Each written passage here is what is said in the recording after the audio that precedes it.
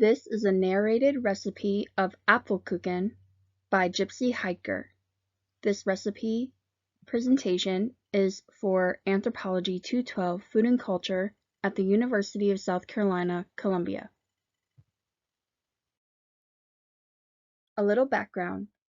This cake, or many variations of it, were always available on the counter at my granny's when I was a young girl. I remember helping my granny with this dish as early as 5 years old, though I'm sure I did help with washing some of the fruit at an earlier age.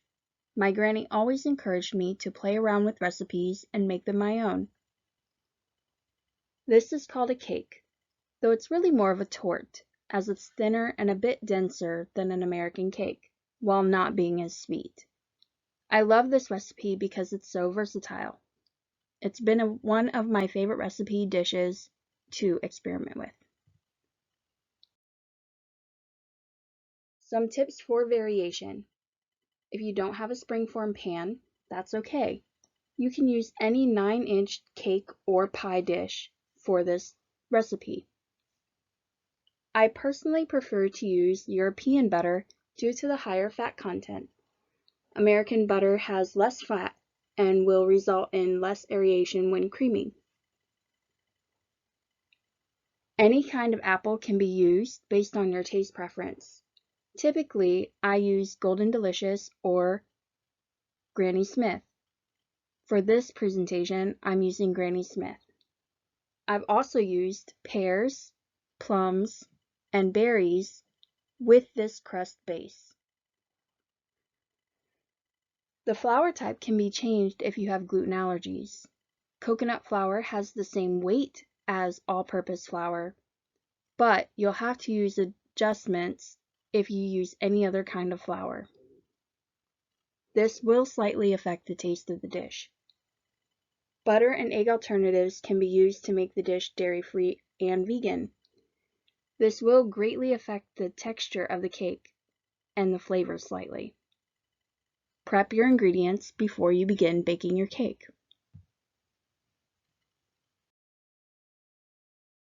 For the ingredients, you'll notice that I've added an itemized breakdown of the cost per item for this recipe.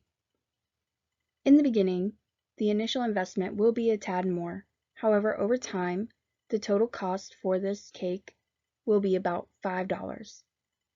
These prices were taken from Kroger.com and adjusted to meet the measurements required for the recipe. As for your ingredients, you'll need 1 1/3 sticks of butter. That's approximately 10½ tablespoons. In Europe, they weigh their ingredients with a digital scale. For the butter, you'll need approximately 150 grams if you plan on weighing your ingredients. Please remember to leave out an extra ½ tablespoon for your pan prep. This will bring your total needed butter to 11 tablespoons. You'll also need 1½ to 5/8 cup sugar. This measurement is to your taste and your preferred sweetness. If you're planning on using a digital scale to weigh your ingredients, this will come to 125 grams. Unlike traditional cakes, this torte only requires 1 egg. You'll also need the grated peel of 1 lemon. Reserve the lemon for juice later. 3/4 to 1 cup of all-purpose flour is all that you'll need. If you're planning on weighing your ingredients, this will be 150 grams.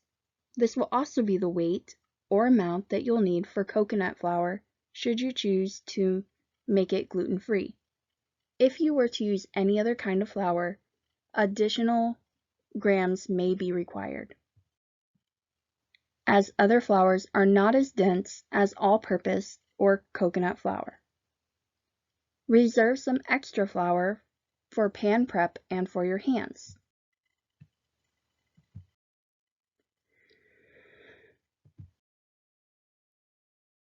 For the tools that you need, I've given you some options. You will need a hand juicer, a peeler or paring knife for peeling your apples, a scraper or spatula, a sturdy knife for cutting your apples, a zester or fork for zesting your lemon, and a measuring teaspoon. You'll also need a hand mixer, a cutting board, and a measuring cup for dry ingredients.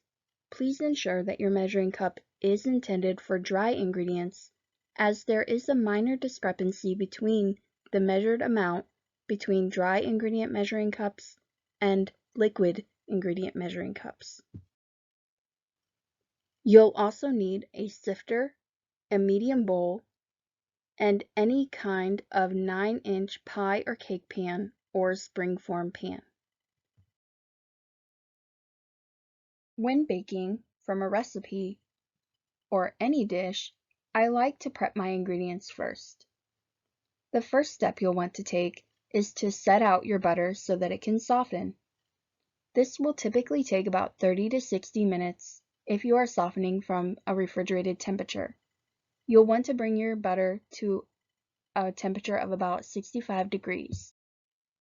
If you don't have a thermometer, then you will want to make sure that your butter gives slightly when it's pressed. Use your dry measuring tool to measure out your flour and set that aside. Use a dry measuring tool for your sugar. I used a 1/2 cup measuring cup and a 1/8 cup measuring cup, as I did not have the ability to measure 5/8. Set that aside. Next, measure out your baking powder. Again, it's very important that you ensure that you have used baking powder and not baking soda. Baking soda typically comes in a bright orange box, so it's easy to not mistake it as long as you're paying attention. Next, set out 1 egg, and then wash your apples and your lemon. Prepping the apples is a process. You'll see in the first photo that I've compared my 2 favorite apples, Golden Delicious to the left and Granny Smith to the right. For this presentation, I have used 2 medium Granny Smith apples. You'll want to begin by peeling your apples. I've shown you 2 different methods, one with a paring knife and one with a peeler. You'll see that the peeler tends to bring off less apple than using a paring knife. This results in a thinner peel, but more apple for your cake. I like to save the peels and eat them as a snack as I'm baking my cake. Next, you'll want to quarter your apple with a sturdy knife. You'll see that I've given you the reference of a 1/2 an apple, a 1/4 an apple, and then the 1/4 apple with the core sliced out. You'll want to make sure that you remove the core and all of the seeds from each 1/4 of your apple. Next, slice your apples into thin wedges and set them aside. Prepping the lemon is one of my favorite parts of making this cake because I love citrus smells and clean smells. I like to use a lot of lemon zest, so I make sure that I choose the largest lemon I can find. If you don't want your cake as citrusy, you can use a smaller lemon or 1/2 of a lemon.